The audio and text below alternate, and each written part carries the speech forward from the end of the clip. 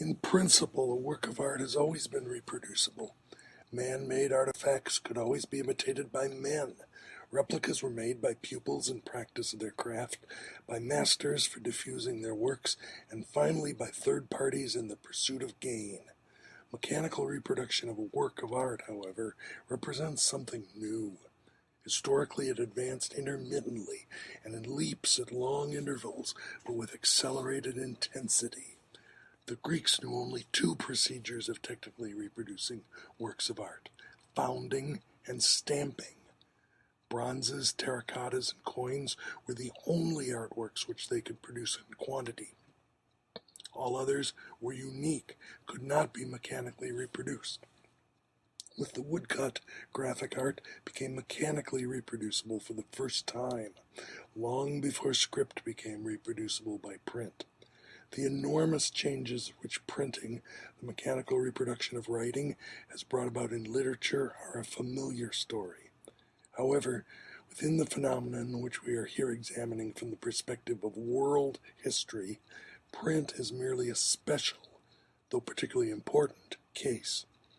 During the Middle Ages, engraving and etching were added to the woodcut. At the beginning of the 19th century, lithography made its appearance. With lithography, the technique of reproduction reached an essentially new stage.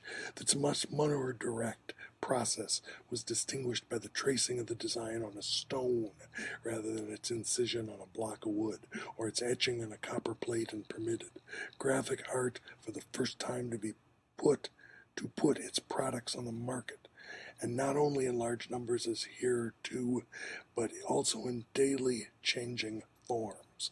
Lithography enabled graphic art to illustrate everyday life and began to keep pace with printing. But only a few decades after its invention, lithography was surpassed by photography. For the first time in the process of pictorial reproduction, photography freed the hand of the most important artistic functions, which henceforth devolved only upon the eye looking into a lens.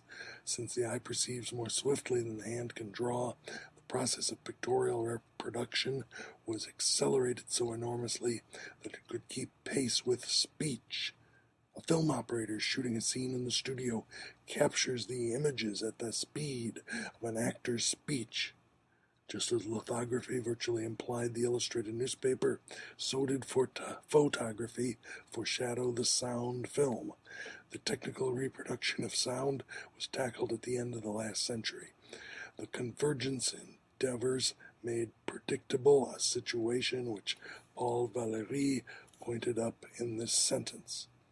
Just as water, gas, and electricity are brought into our houses from far off to satisfy our needs in response to minimal effort, so we shall be supplied with visual or auditory images, which will appear and disappear at a simple movement of the hand, hardly more than a sign. Around 1900, technical reproduction had reached a standard that not only permitted it to reproduce all transmitted works of art and thus to cause the most profound change in their impact upon the public, it also had captured a place of its own among the artistic processes. For the study of this standard, nothing is more revealing than the nature of the repercussions of these two different manifestations. The reproduction of works of art and the art of the film have had on art in its traditional form.